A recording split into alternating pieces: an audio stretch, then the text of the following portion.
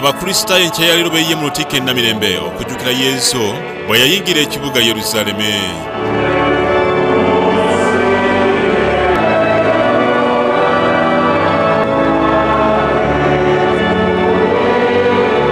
Eno esande y'okunyeenya amatabi ekulembera amazuukira ga Yesu Kristo. Okusaba Namirembe kutandise essaawa 4 wakati mu kunyeenya amatabi.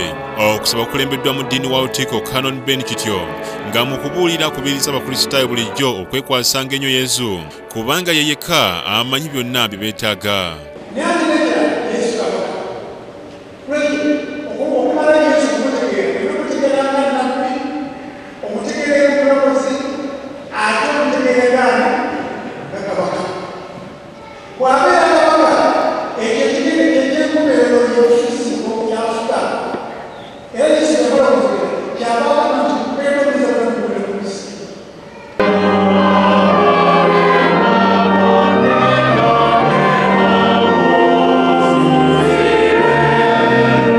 Sabera mubaddemu okukyusa obukulembeze bw'abaami abakulisitaayo ng'abamu baweereddwa amabaluwa okubasiima era ng'abajja Kanoni abasabidde basobole okutuukiriza obuvunaanyizibwa obubaweereddwa.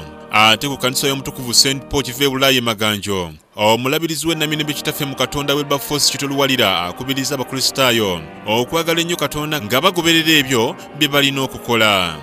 Kyokka ate abalala kyannaku nnyo, abalala ate bo babonaabona nnyo n'okulowooza kwabwe n'enkola yaabwe kubanga abamu bagamba tina obusawo obumu bwajjamu ki bwajjamu ebituli ni kubanga bagenda okukuŋŋaanya bwe bati ebiweebwayo bagamba bujjamu ebituli ebitali visible ate ebituli nga biyitamu mpapula nnene zokka mutuuka eri nga tezigira ki ngalezo zezigira ki ezitalabika. Engeri Katonda gyakuweereza ababaka nagwana ni munnange ensanso ziwuubye buno omwaka simanyi oba gwakumeka naye obufumbo si bulongoosi. Ensanso ziwuubye naye ogaanye okukkiriza okulokoka.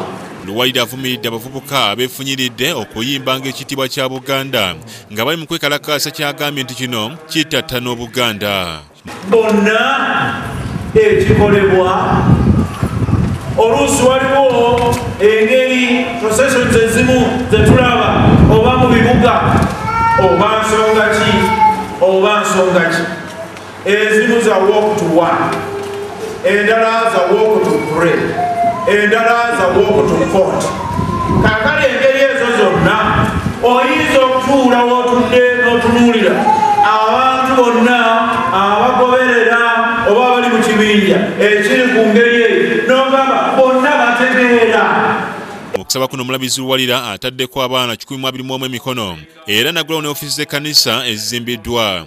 Abakulisitaayo b'e Maganjo era beesonzeemu ensimbe ez'okumaliriza Lutikko y'e Namirembe. Ibrahim Bwega ne Sefuma Joseph be bakusakidde eggulu lino ku Lwabukedde TV.